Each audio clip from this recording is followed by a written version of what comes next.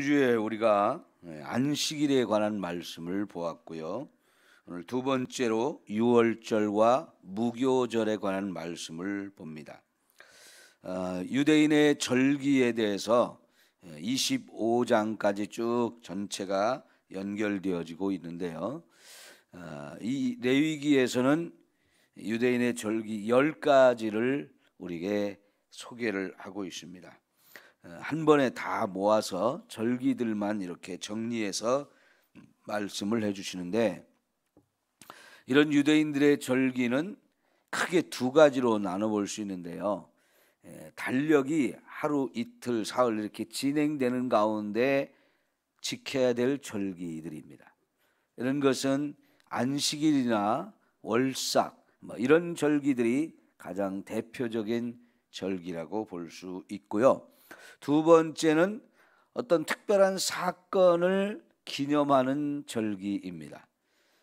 그래서 그런 절기 중에 유월절, 무교절, 이것이 가장 기본이 되고 대표적인 그런 절기라고 볼 수 있는데요. 이런 유월절 절기는 1월 14일부터 일주일 동안 진행되는데, 첫날은 유월절이고 나머지 엿새는 무교절이라고 해서 이렇게 절기를 지키게 되는데, 첫날에도 성회로 모이고 마지막 날도 성회로 모이는데, 이 절기는 성막의 전체가 다 모이는 겁니다. 지금은 광야에 있기 때문에 늘 성막 중심으로 살아가고 있습니다마는, 이들이 가나안 땅에 정착하게 되면 하나님이 가나안 땅 전체로 유대인들을 흩어 이렇게 보내시죠. 자기 지파별로 땅을 주어서 하나님 주신 땅에 가서 살게 되어지지만, 이 유월절 절기 같은 특별한 절기 때는 다 예루살렘 성전이 있는 그곳으로 전 국민이 다 모여서 함께 모여서 성회로 지키기 때문에, 이것은 민족 전체가 함께 모여서 지키는 정말 대대적인 이런 절기라고 볼 수 있습니다. 매일매일 하나님 앞에 화제를 드려야 되고, 이 일주일간의 절기는 다른 노동을 하지 않습니다. 물론 첫날과 마지막 날만 이 성회로 모이고 노동을 하지 않도록 정해져 있지만, 이것이 저 성전이 있는 곳까지 가야 되고 또 절기를 마칠 때까지 계속 그곳에 있다 보니까 사실은 7일 내내 노동을 거의 하지 못하는데, 우리가 누가복음에서도 예수님이 어렸을 때 12살 때 유월절 지키기 위해서 예루살렘에 올라갔다가 내려가는 장면이 나오는데, 거기서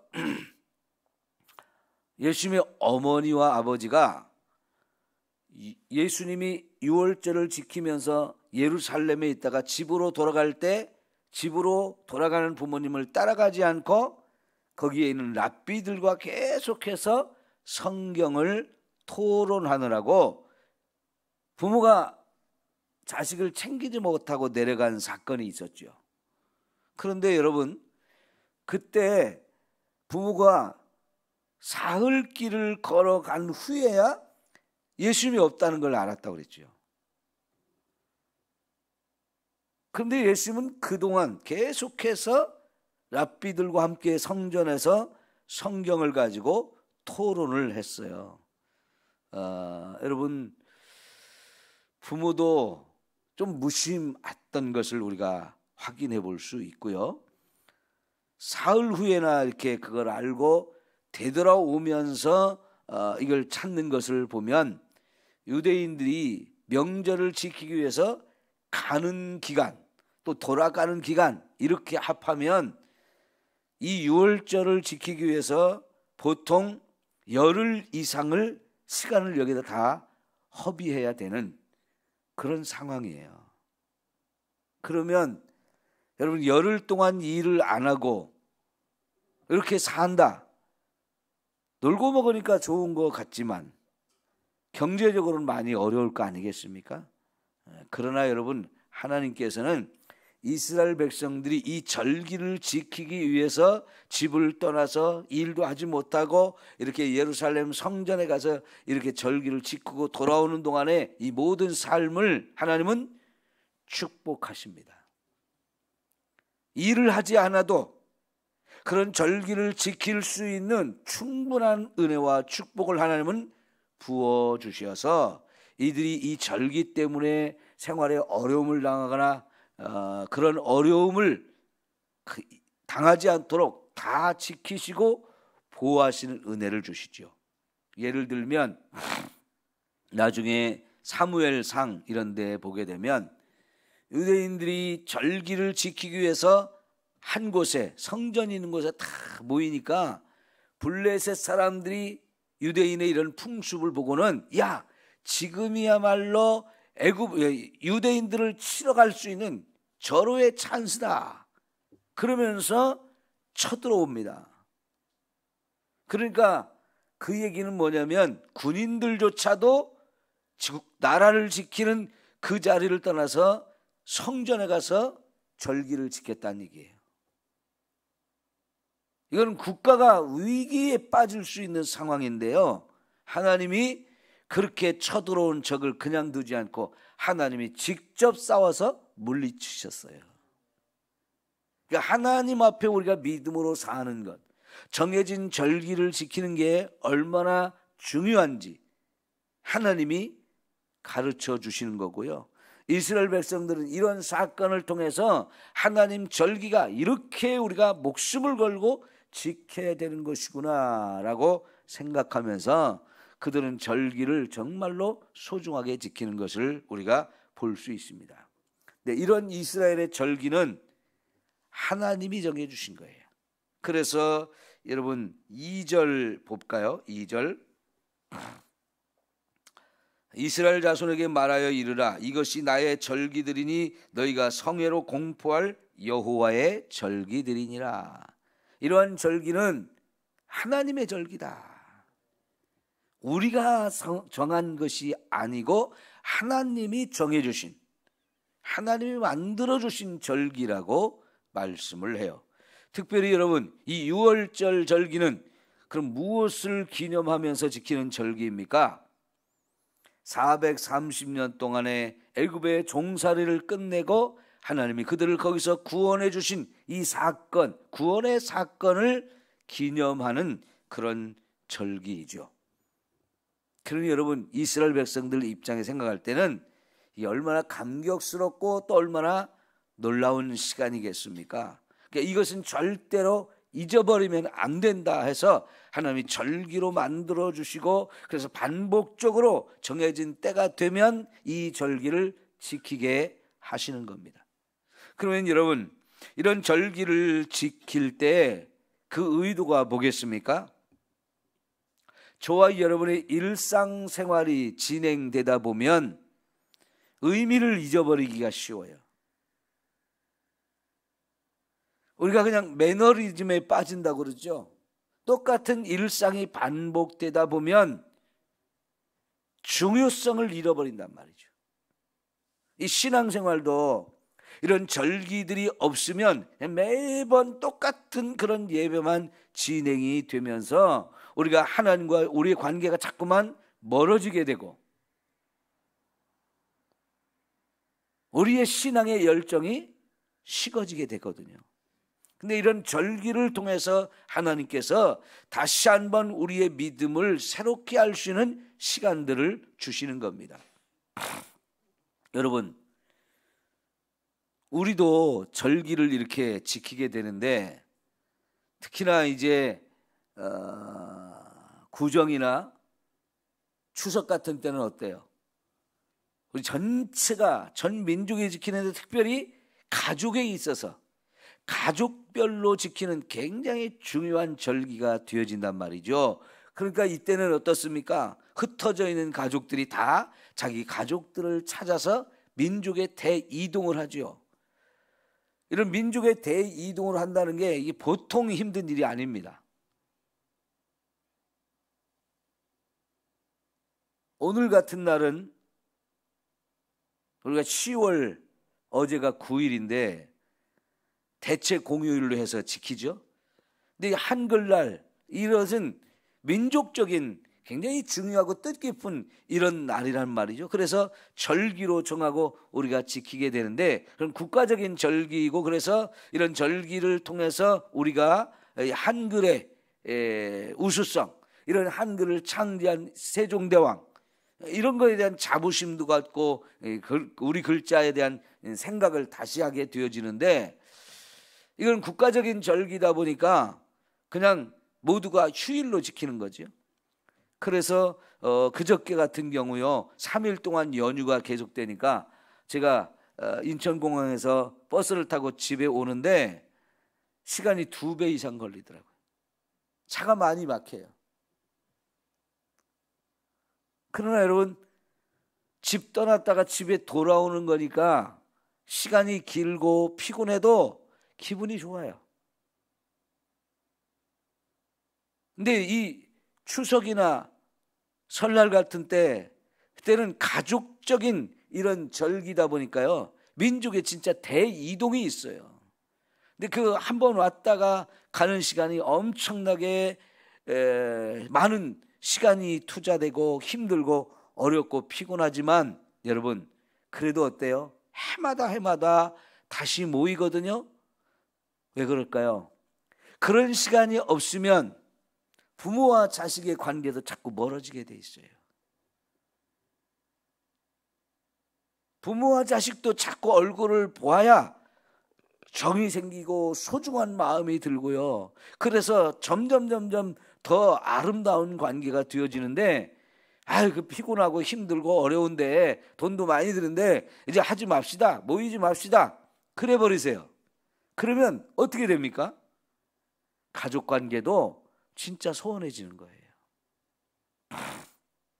저희 부모님들이 돌아가신 지가 이제 시간이 많이 흘렀습니다마는, 그래서 이제는 추도식이 안 모여져요. 보통 이제 큰아들 집에서 이렇게 모이잖아요. 근데 큰형님 집에서 이제 모이는 걸 부담스러워 하다 보니까 이제는 안 모여지게 돼요. 그 절기 때도 안 모이죠. 이런 추도식 때도 안 모이죠. 그렇게 되니까 형제간에 모이는 시간이 이제 점점 없어지는 거예요. 그러면 어떻게 됩니까? 정이 자꾸 없어져요. 형제지만 남남처럼 돼버려요. 근데 하나님과의 관계도 마찬가지란 말이죠. 하나님과의 관계도 이런 절기들을 통해서 우리가 다시 한번 하나님이 우리에게 주신 은혜가 뭔지를 확인하면서 새롭게 하는 것, 너무너무 중요한 거지요. 그래서 하나님은 이렇게 절기를 만들고 그 절기에 함께 모여서 하나님과 우리의 관계를 다시 정리해 보면서 이 사건, 우리에게 주신 이 특별한 은혜가 있는 이 구원의 사건, 이걸 통해서 하나님이 얼마나 우리를 사랑하셨는가, 하나님이 얼마나 엄청난 은혜를 우리에게 베풀어 주셨는가 하는 것을 다시 깨닫고 다시 감사하며 하나님과의 관계를 더 소중하게 여기고 그 관계를 계속 유지해 나가려고 힘쓰고 애쓰는 이런 노력들이 세워지게 되는 거지요. 자, 여러분, 이스라엘 백성은 430년 동안 애굽에서 종살이를 했어요. 그들이 원해서 그렇게 된 것이 아니고요, 어느 날 갑자기 그렇게 되었습니다. 그런데 그 430년간의 종살이를 끝내고 싶어도 자기들의 힘으로는 도저히 할 방법이 없었어요. 그래서 하나님께 부르짖을 수밖에 없었고요, 그 부르짖음을 들으신 하나님은 이스라엘 백성들을 이제 구원해 주겠다 해서 실제로 구원해 준 사건이 유월절 사건이죠. 자, 그런데 하나님은 이 유월절 사건을 지내면서 애굽 사람들에게 10가지 재앙을 내렸어요. 이 10가지 재앙 가만히 살펴보면 결국은 애굽 백성들이 가장 중요하게 생각하는 그 신들을 심판하는 사건이었습니다.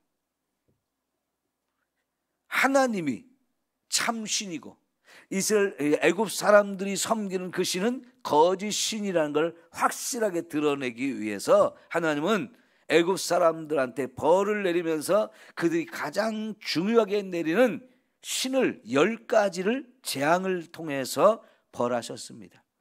그 10가지 재앙 하나하나가 애굽의 신들이었고 그 신들이 아무것도 아니라는 걸 하나님 보여주는 사건입니다.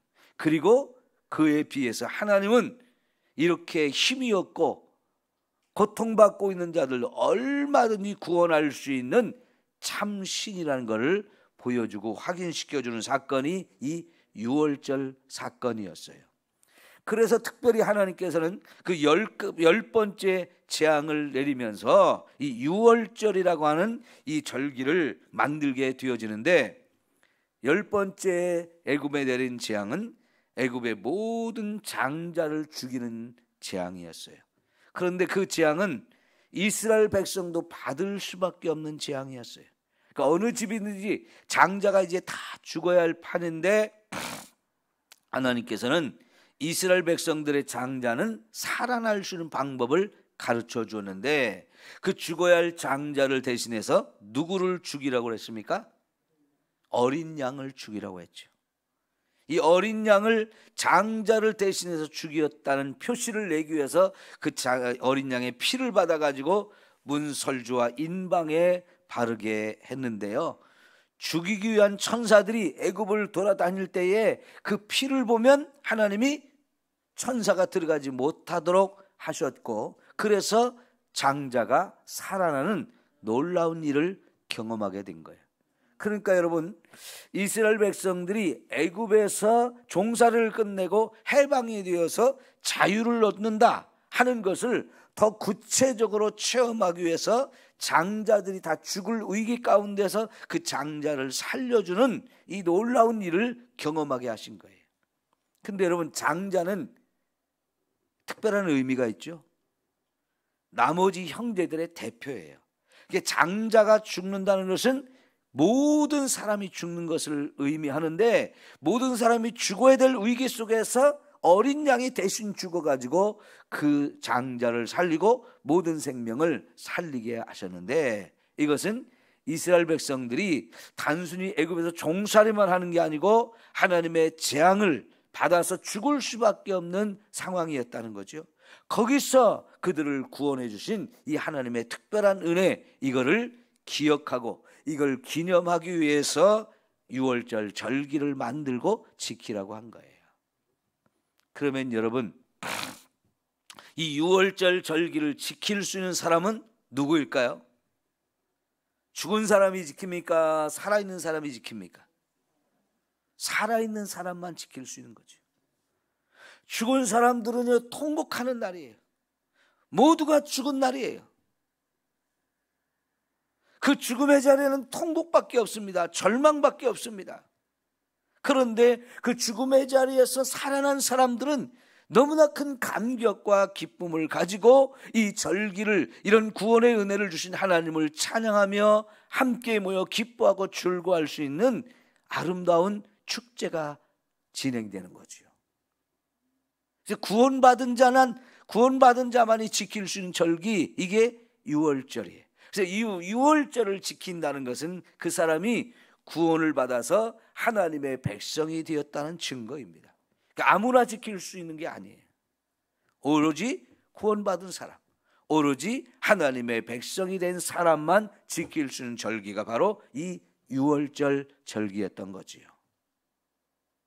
그래서요, 유대인들은 이 절기를 지킬 때 하나님이 말씀하신 대로 특별히 어린 양을 잡고 그 어린 양을 잡은 집 안에 들어가서 모든 식구가 함께 모여서 저녁 식사를 같이 합니다. 이 유월절 저녁 식사를 위해서 이 절기를 지키는데, 그 유월절 잡은 양을 구워서 고기로 함께 먹는 거죠. 근데 그 자리에서 온 가족이 모였을 때 단순히 식사만 하는 게 아니고, 그 자리에서는 이 유월절이라고 하는 특별한 절기의 의미를 자녀들에게 가르치기 위해서 이 유월절 식사를 합니다. 그래서 집안의 가장 어린 아이가 제일 어른에게 질문을 해요. 할아버지, 6월절이 무슨 날이에요? 왜 우리가 이 절기를 지켜야 돼요? 하면서 6월절에 관한 모든 것을 어린아이가 질문을 하게 되고, 그러면 제일 나이가 드신 할아버지가 그 가족 전체에게 6월절에 관한 이야기를 아주 자세하게 가르칩니다. 알고 있어도 또 하고 알고 있어도 또 하고 계속 그렇게 하는 이유가 뭘까요? 이거는 절대로 잊어서도 안 되고 이 절기를 지키지 않아서도 안 되는 거예요. 반드시 지켜야 되는데 지키되 그 의미가 뭔지를 알고 지키자는 거죠. 결국은 하나님이 우리를 구원하신 사건을 경험하면서 이스라엘 백성이 계속해서 하나님을 믿는 백성으로 살아가기 위해서 후손들에게 이 신앙을 전수하는 거지요. 할아버지로부터 아들까지 그리고 손자까지 계속해서 이 신앙이 전수되고 전수되기 위해서 이렇게 6월절 절기를 지키는 거지요.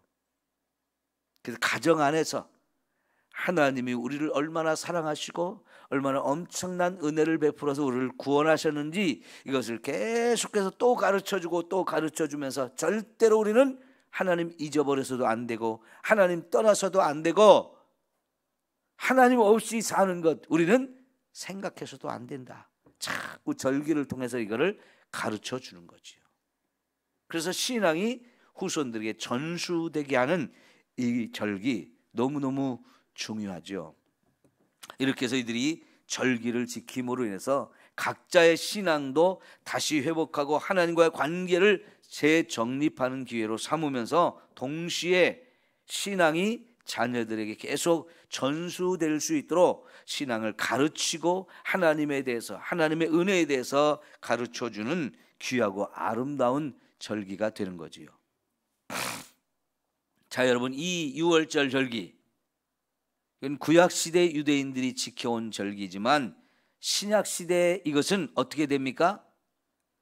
예수님이 십자가에 죽으시고 부활하신 사건을 통해서 이것이 성취가 돼요. 그러니까 예수님이 십자가에 죽으시는 날이 6월절 날이었단 말이죠. 그래서 6월절 어린 양은 바로 우리를 위해서 죽으실 예수님의 죽음에 대한 예표였어요. 예수님이 그날 죽으신 것은 그래서 세상 죄를 지고 가는 하나님의 어린 양이 돼가지고 이 세상 모든 사람들을 죄에서 구원하시려고 그분이 하늘에서 내려오셔서 우리의 죄를 짊어지고 십자가에 가셔서 거기서 죽음을 당하신 거지요. 그래서 이 6월절은 바로 예수님의 십자가 죽음으로 성취되어지는데, 그러나 단순히 죄의 문제를 해결하는 것으로 끝나지 아니하고 그분이 죽음을 이기고 3일 후에 부활하심으로 인해서 여러분 이 예수님의 부활이 결국은 이 6월절의 모든 의미를 완성시켜주는 절기가 되어지죠. 그래서 이제 이 구약의 이 6월절은 신약의 고난주간과 6월절을 부활절을 통해서 이게 완벽하게 성취되므로 저와 여러분이 죄에서 구원을 받는 거죠.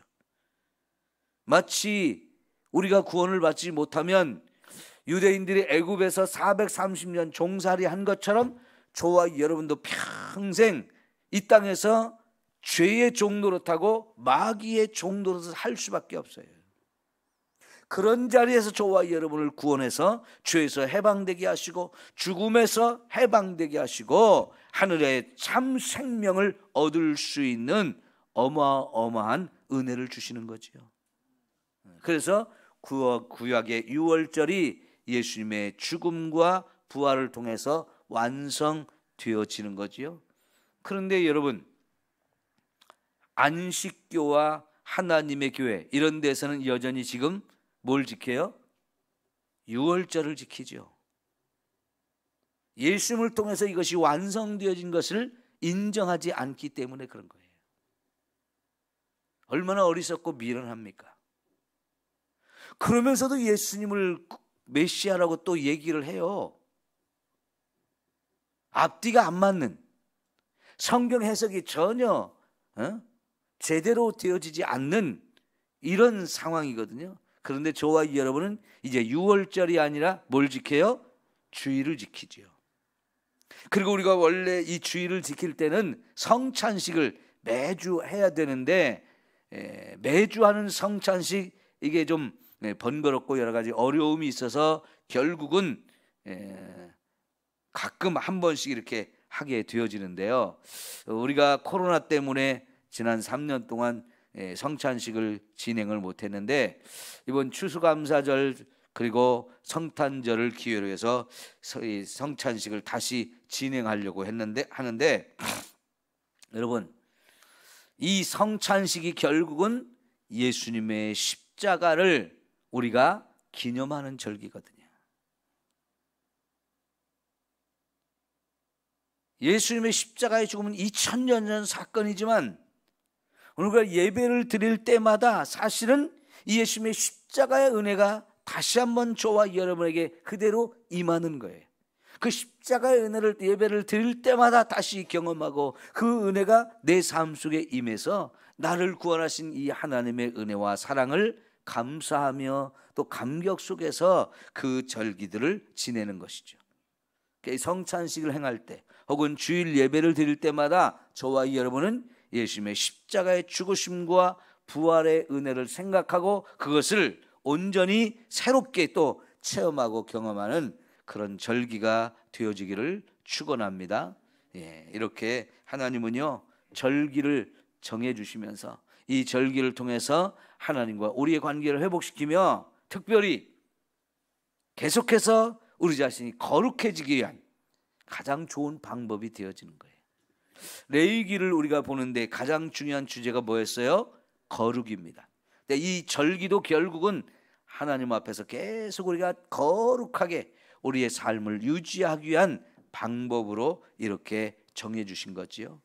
오늘 또 십자가의 은혜를 우리 힘입어서 더 거룩한 삶을 살아가는 저와 여러분 모두가 되기를 축원합니다. 기도합니다. 사랑하는